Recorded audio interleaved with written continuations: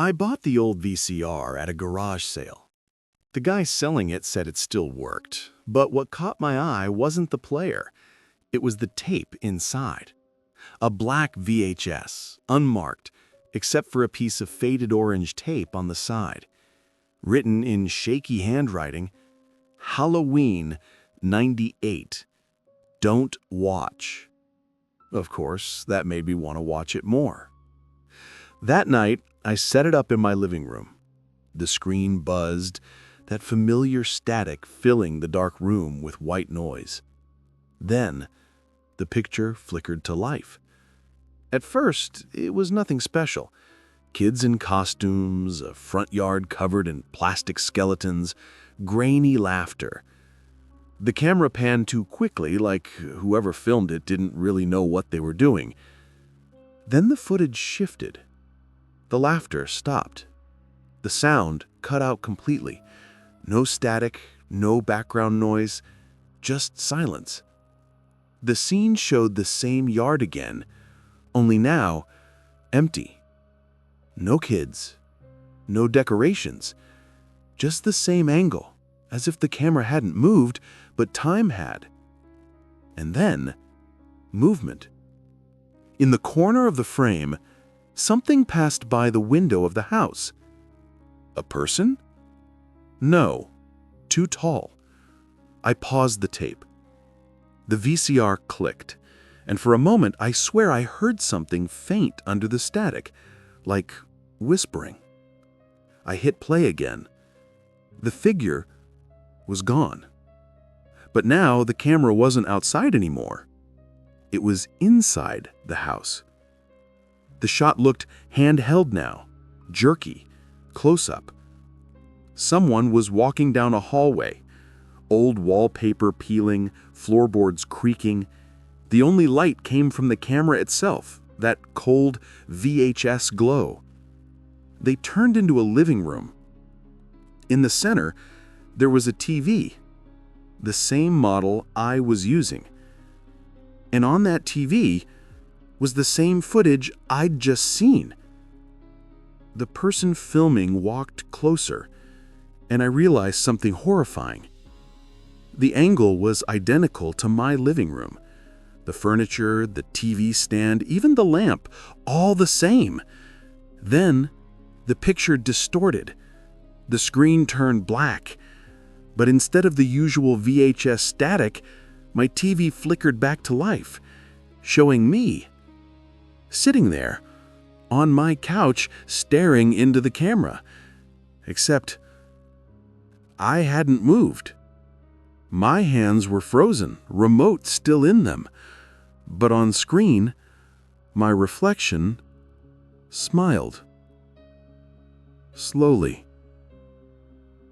I didn't move for a full minute. The reflection on the screen, my face, still smiling, long after I'd stopped. The room around me felt colder, the shadows heavier. Then the tape clicked again, on its own. It started rewinding. The VCR whirred loudly, the reels spinning so fast I thought it would break. When it stopped, the counter on the screen read 000000, and the tape started playing. Again. But this time, there were no kids, no laughter. Just the same house, same camera angle, but everything was different. The windows were boarded up, the front door hung open, and in the background, I could see someone sitting in the living room, facing the TV. I leaned forward. The figure was hard to make out through the static, but something about the way it sat, still, slumped, watching, felt too familiar. I turned around. My living room was empty. I looked back at the screen and froze. The figure in the footage was wearing my clothes. I reached for the power button, But before I could touch it, the tape paused itself. A faint hissing sound filled the room like air leaking through old speakers. Then a whisper, not from the TV, from behind me. "You shouldn't have watched it." The voice was low, warped, like it came through old tape. I turned slowly, heart pounding. No one was there. But the reflection on the black TV screen wasn't mine anymore. It was grinning wider, eyes too open, head tilted slightly. The tape unpaused. On screen, the figure stood up and began walking toward the camera. My lights flickered. Each time they came back on, the image on the TV was closer, frame by frame. I backed away until I hit the wall. The final flicker came, and the screen went dark again. No static, no picture. Just the faint reflection of my terrified face in the glass.